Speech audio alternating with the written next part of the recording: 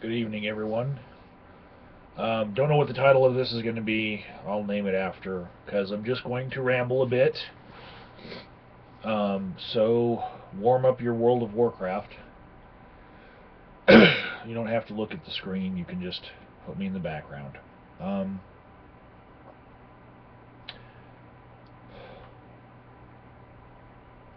First, I'm going to talk about a video by, well, the last person, and I don't mean I don't mean to pick on this guy, okay? But it was SoretaYuki who said it last in a video that was directed towards atheism defended. But there's people who have a certain sense of nostalgia for the golden years of what YouTube was. Um, and I just want to point out that that sense of nostalgia kind of looks different for everyone who joins YouTube and joins the YouTube atheist great debate community. Um, People experience that first period of time of their own debating and figuring things out on their own. And to say that everything that ever needed to be said was said between 2006 and 2010, that's kind of well, it's just not the view that people who joined in 2011 have.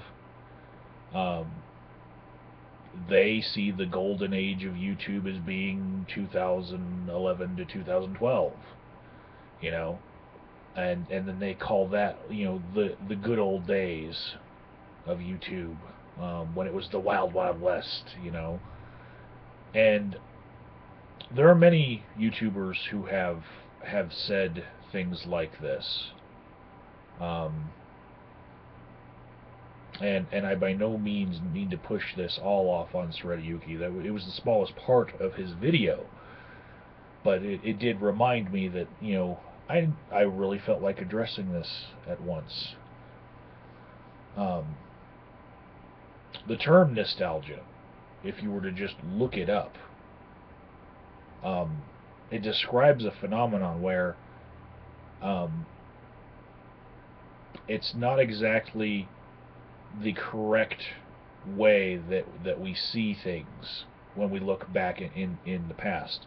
Like some people look at the 50s and think of Leave It to Beaver, and June Cleaver was how all women were back then, when it was very, very far from that, but people's sense of nostalgia kind of turned that into a golden age, and they called that generation the greatest generation. Um, but they weren't any greater than we are now.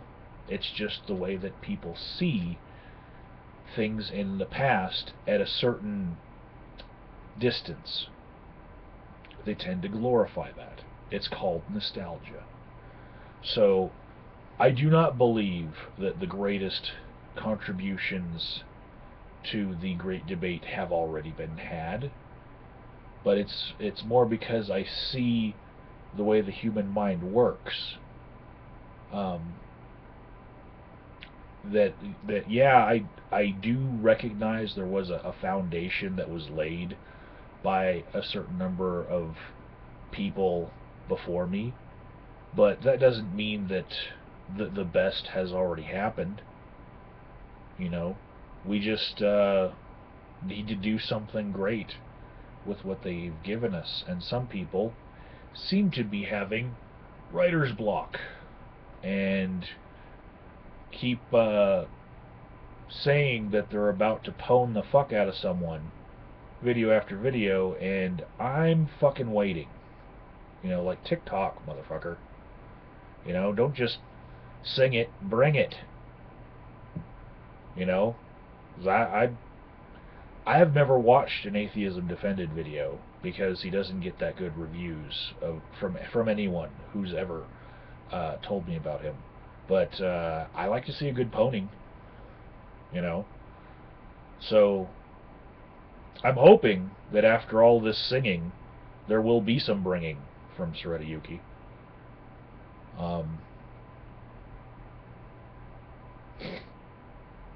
But really, I want you all to look at the way that the years in the past might be glorified because we just have this human tendency to glorify them, you know. And it's a certain distance. It's not like just a couple months ago, you know. It's this certain distance of about a year to, you know, 5 years ago. People just have this tendency to glorify that period.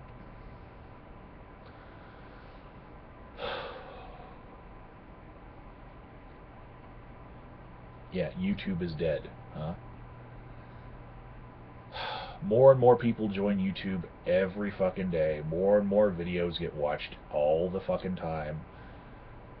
And YouTube is dead. Well, maybe the discussion has gotten stale, but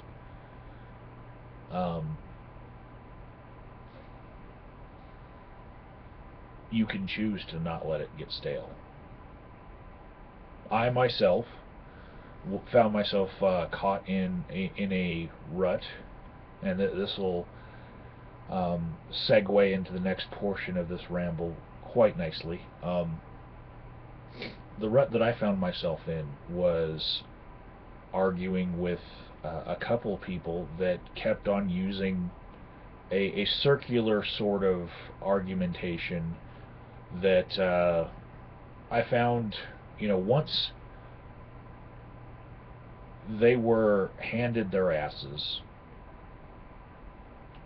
and they kept using those same arguments, especially, you know, just waiting a month or two and then spitting out the same bullshit that they saw for bullshit, because the reasons it was bullshit was handed right to them, and they just felt like, okay, if I wait a month or two, I can just say this same thing in a rehash style, and then, you know, maybe I can pass it off.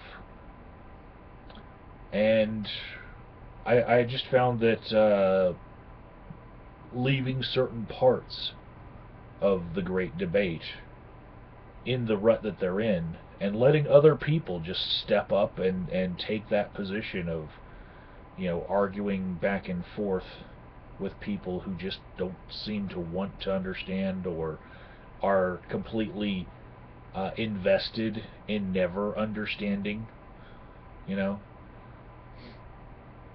And when I say invested, I can give examples of invested. For example, the barking atheist. The day he found out that he was an igtheist, that was a bit awkward, because his channel is the barking atheist, not the barking igtheist. So yeah, he's a bit invested. Now imagine how invested in the all babies are atheists argument you would be if your channel was all babies are atheists. Are you willing to, say, explore the merits of any other point of view other than babies being atheists if your channel was all babies are atheists? It'd be a bit ironic if you adopted that other side of the argument, wouldn't it?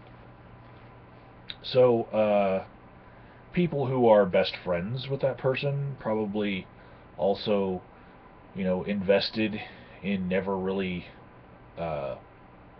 giving any at all on that subject.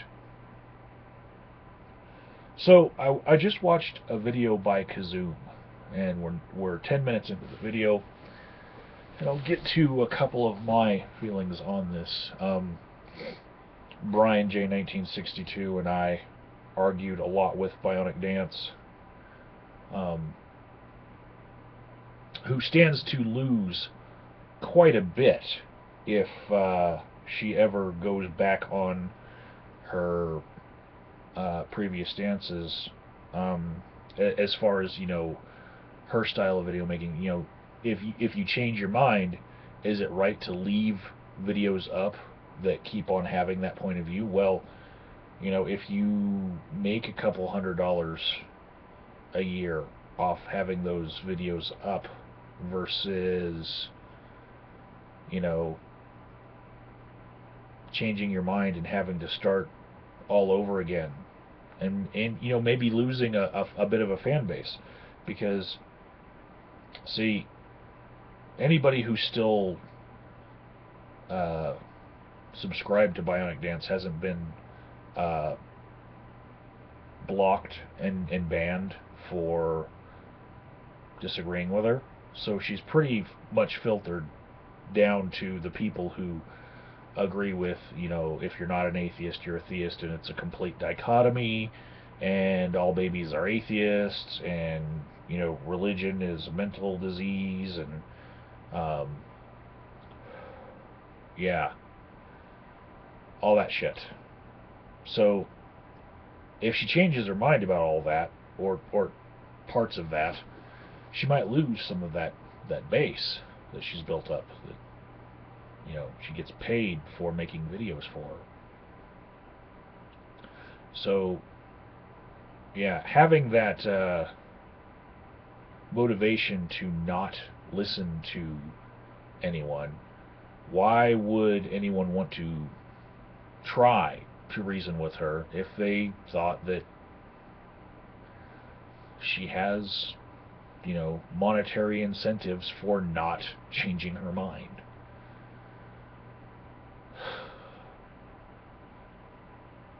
And probably some social pressure as well, you know.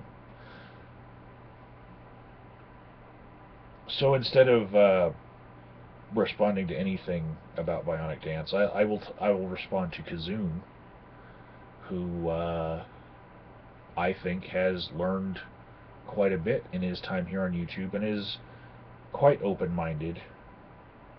And this is ironic because, you know, he was arguing with Kate, and she was talking about open-mindedness, you know. Yeah, while at the same time having a lot of incentive for not being open-minded. And seriously, it could have been my videos, it could have been Brian J 1962's videos, it could have been anybody else's videos who've ever tackled these topics with her. But take any of them, you know. I won't even say look at mine, or look at my channel and look at, you know, look for her name, or her channel name. Just look up Bionic Dance and pick videos that are not on her channel. You know, you'll find a whole bunch of people who've already brought all these things to her attention, and yet she continues to pound the drums of war against theists.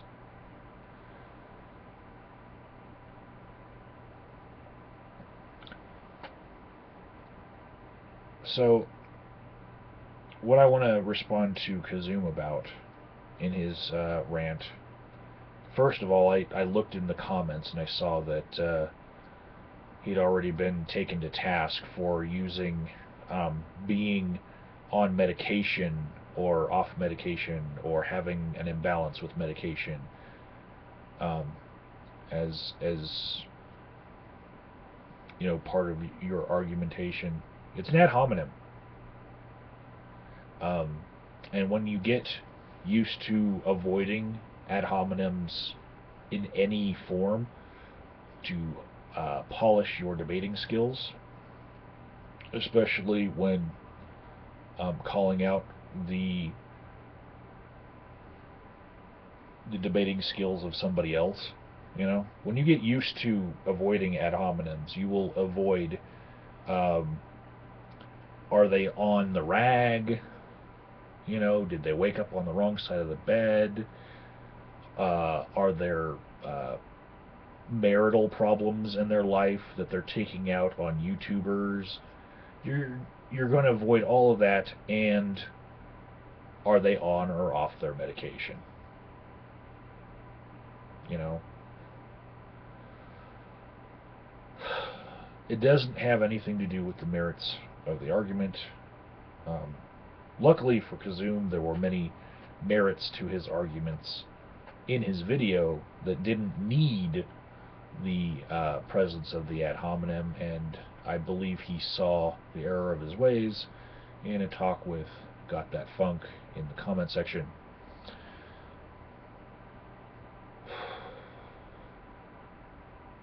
But there was the topic of Bionic Dance saying removing religion doesn't cause harm. Um, and also there was substituting religion as a drug in place of chemical dependency on consumable drugs.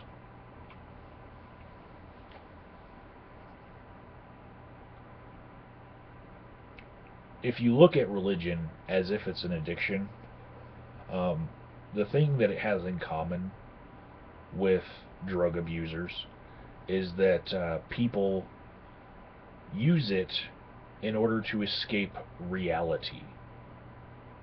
Okay? There are certain needs that people want met, like you want to survive now and in the future. You don't want to die. So religions spring up and they cater to that need. You know, they say, well, you're not going to die when you die. You'll have life after that. You know, and the reality is, you're gonna die and it's gonna suck. We all do it. Okay.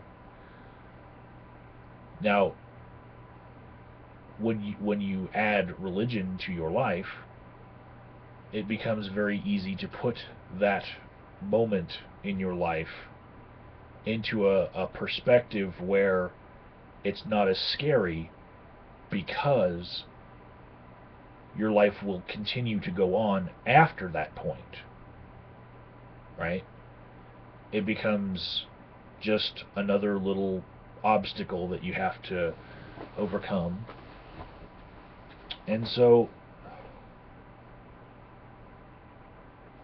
you can forget about it. You can put it out of your mind. You know? And what do people do when they're drinking to forget? You know, when something sad happens, they're trying to put it out of their mind. You know, they're trying to escape the suck of their life and change, you know, and forget about suck.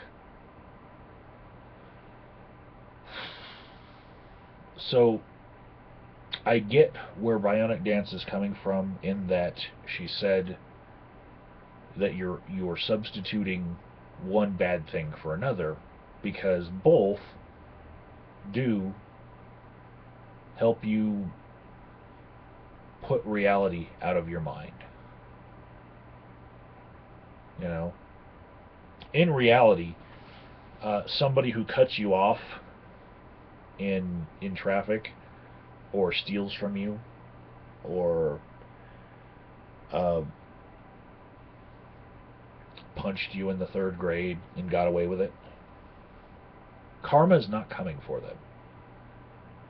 In reality, there is no point system whereby there's a tally that is carried by your soul, disembodied from you, and when luck rolls happen in your life, because everything has to do with some spiritual, cosmic um, roll of the dice. When that happens, you get a modifier based on how many bad things you did, which are being collected as points by your soul. That doesn't fucking work that way. In reality, there is no correlation between getting away with doing bad things and then bad things happening to you later. There is especially no direct correlation to it. Many people get ahead in life by doing bad things to other people. It happens. And they never see the justice that people wish that they would get by some sort of cosmic retribution that always happens, like without fail, and has reach beyond you even knowing that they got their just desserts. It could be years from now, and you won't even know them anymore, and you have forgotten about it, but that person that screwed you, that mechanic who charged too much for the brake job you got, he's gonna get his, right? No, it just doesn't fucking work that way. But people believe in this karmic point system because they need, or they have a need to feel like the reality of the situation isn't as bad as it is, which is, they're getting fucked by some mechanic who charged too much, and he's never going to have anything bad happen to him because he charged too much. People have this this desire to know that when somebody does something bad to them, there are negative ramifications for the person that did it. But reality is that no, there aren't. There's hardly ever equitable justice in the world. And to get that out of people's heads, they've invented karma, the idea of karma. Or in the Christian worldview, the idea that one day they'll have to answer to the Jesus. They'll be standing before the pearly gates, and they'll have to review all the bad things that they ever did in their life, and they'll be sorry.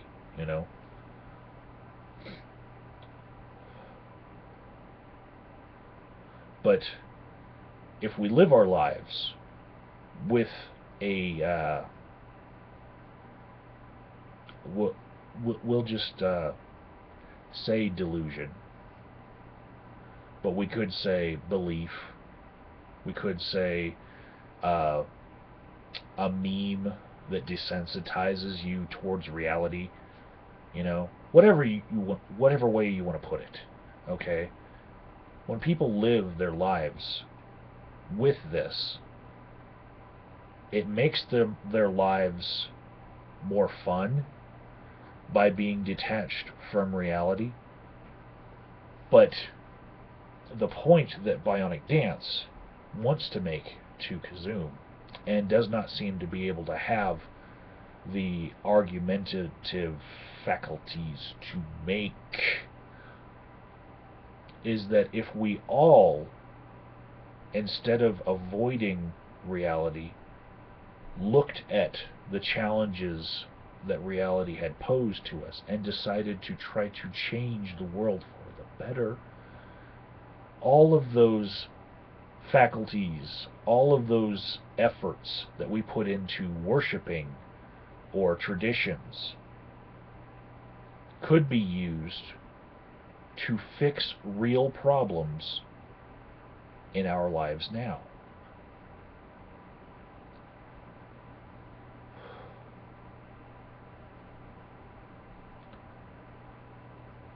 I'll give a simple example and say, count up what it would cost to feed every person in Africa for a year, like decent food too. Tally it up, and then ring up the price tag of spending on frivolous Christmas presents in just the US alone. Compare the two.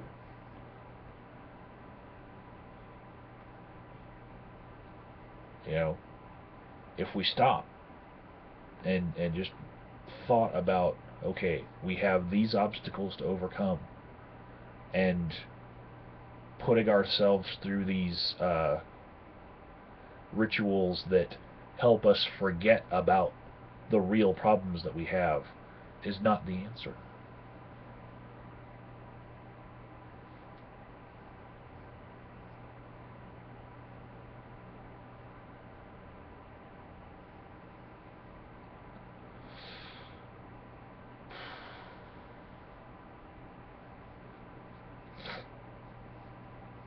So I've got a dilemma, changing gears here at 26 and a half minutes. And I say it's a dilemma. It's just a something that's just going to weigh on me for a while, because I know what I'm going to do. In my market today, we had a shoplifter, and we caught the shoplifter on film, or on recording, multiple different cameras. And this person stole something that was worth about $500, which makes it pretty much a felony, which is going to affect this person's life forever. Now, I know that I'm stereotyping and profiling, I guess, when I say that this person looked like the type of person that probably already had priors. Okay? He just looked the part. And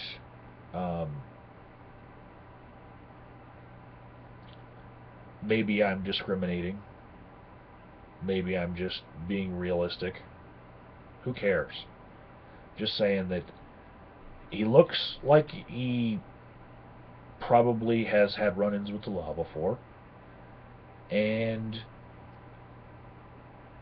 this also makes me think about what I'm about to do to this person, because not only do I have him on camera doing what he was doing, he was an idiot. And he was there with his wife and a friend, or his wife's friend, I guess, two women who were filling out applications for Lifeline telephones at the till in my market while he was shoplifting. Now, when I was talking to one of these ladies, she did identify him as her husband. So, because her information was taken as part of the application process for the Lifeline telephone, she gave up a copy of her driver's license that was scanned, and she filled out the application with her address and phone number, and so did her friend. So two of them, of the three people in the party, very identifiable. Now here's where it gets really bad.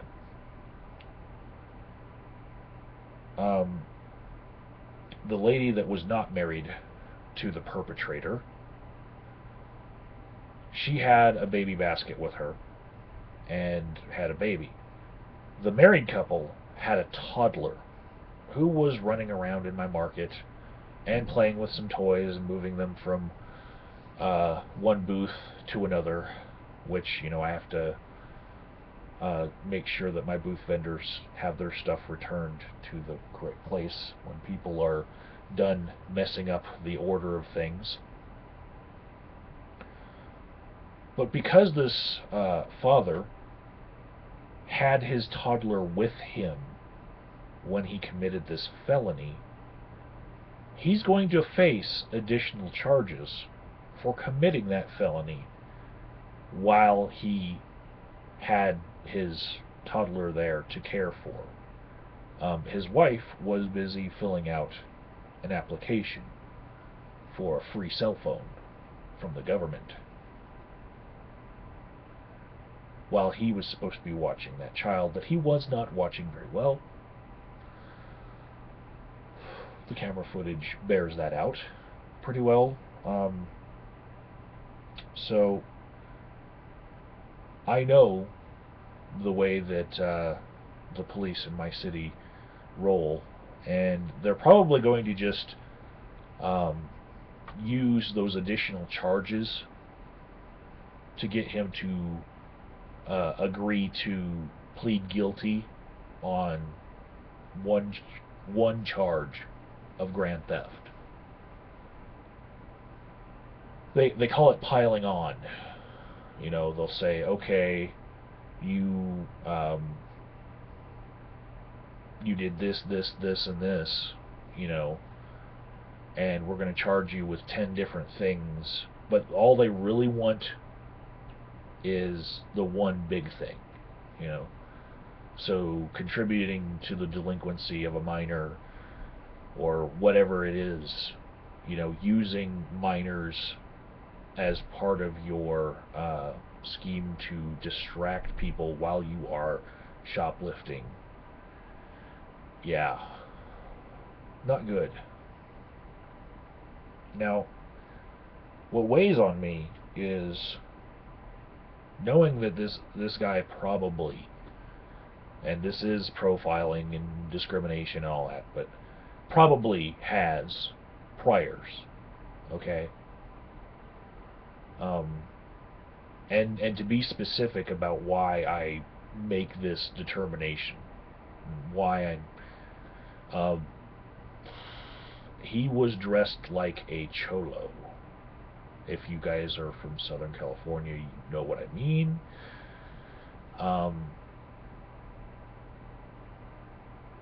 He basically had the whole cholo uniform on. So, yeah, and his wife had the traditional markings. And when you see the 3 dots on someone's hand right here, especially a girl, you know that they have done some time, because they have those 3 dots there for a reason. And then when they try to cover it up by making those 3 dots the centers of little flowers and then putting stems on them, you're not hiding anything, you know. You're not reformed just by tattooing over a tattoo. Think about laser removal. Seriously. Because anybody who knows what it means, they're still going to see it. So you're basically 1 foot in both worlds. So quit.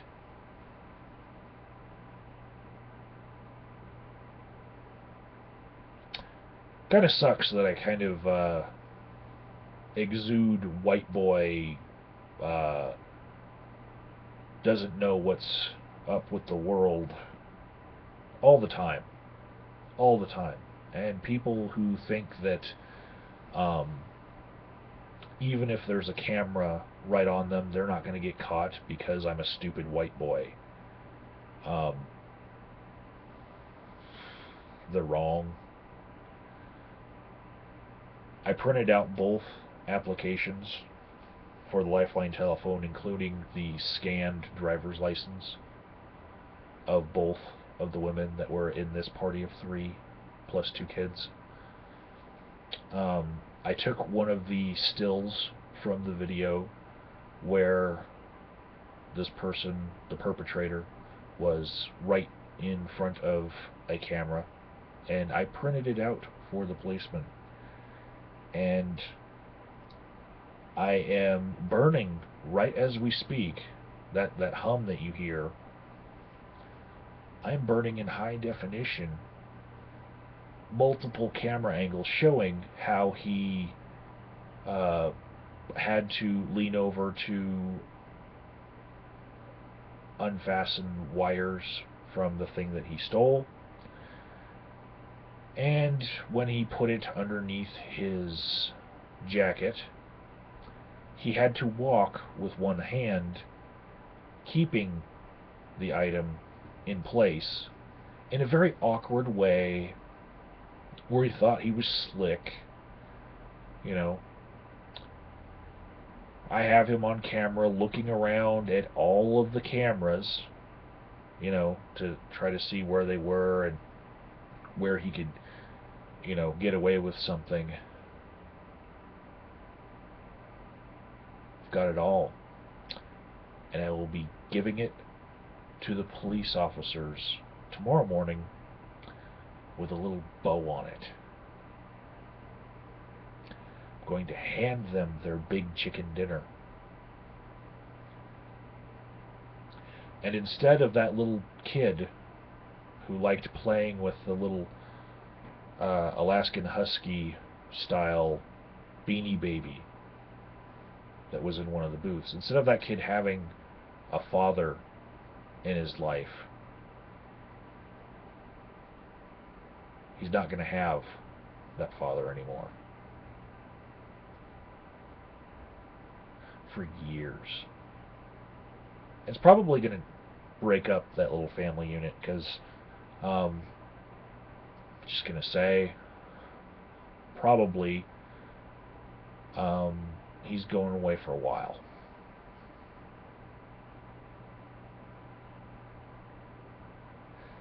And girl's kind of cute, probably isn't going to want to wait for him because she can find better, i.e. not yet in prison.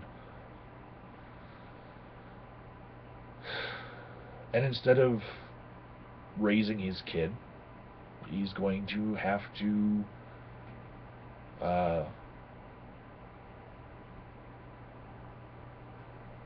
probably, you know, I don't think he's going to get ass raped in prison at all.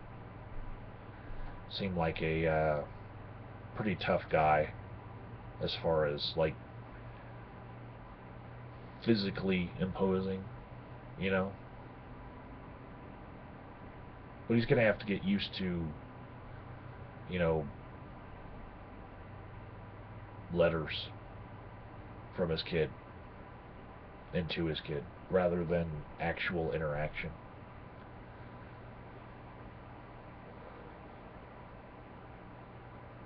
Stole from the wrong white bread store owner and got me on the wrong day.